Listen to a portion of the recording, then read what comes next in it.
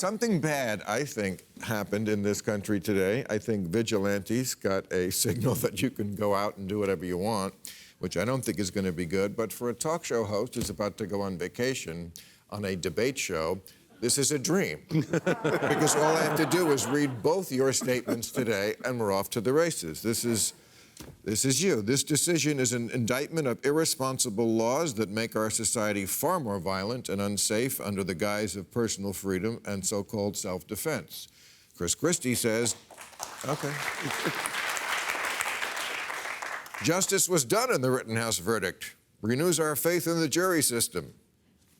Who wants to go first? I think the real crisis here that we are missing in Brownsville, a 17-year-old can get an assault rifle faster than he can get a computer. This young man, 17-year-old, it was illegal for him to purchase the rifle, but it was legal for him to carry it across state lines, going into a community, looking for people that he wanted to shoot or in some way disrupt. That is the real crisis. What are we doing to our children that you have access to these types of weapons? Illegal for him to buy it, but okay for him to carry? Yes.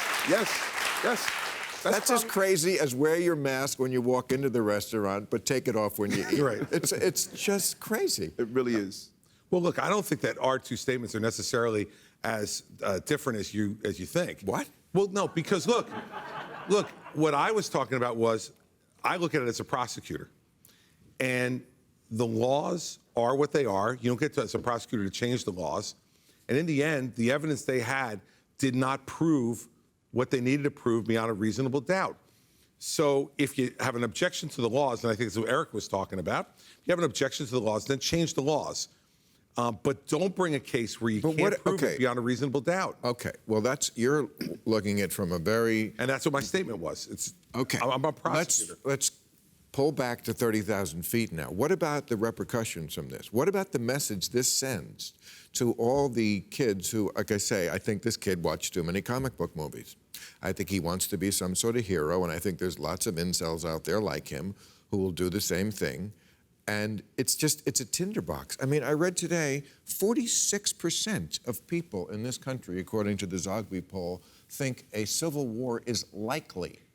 Half the country thinks a civil war is likely. I don't think it's a great idea to say to people, you know what, if the police are not doing the job, as they weren't at that moment in Kenosha, the answer can't be, then the citizens have full police powers. That can't be the response, right? No. Well said.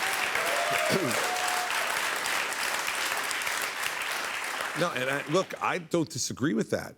The point, though, is that you can't use an individual case to send a broader societal message if the laws don't cover it. So what you need to do then, if we're concerned about that, and we should be, is then we need to go after the laws and make sure we make it very clear to people that you can't take the law into your own hands. But that's what you need to do, not convict somebody who, under the law, was not entitled to be convicted. And you know, what I believe we must take into our own hands, my plea to America, we must take our country back. We are allowing the fringe elements in both of these conversations to really hijack what everyday Americans want. We want safe cities, educate our children, and to be gainfully employed. When you have this division that is just ripping us apart, I'm really concerned. There is I believe there's an anarchist group in this country. The only desire is to continue to pull our cities apart. What I saw, police vehicles being firebombed, what I saw, the destruction of property that's happening. We have a place in Portland where there's a city in a city. This is America. There's only one country called America. There's not multiple countries. You're talking about a group on the left or on the right, or both? Both. Far. And see, there's nothing wrong with being pragmatic is progressive.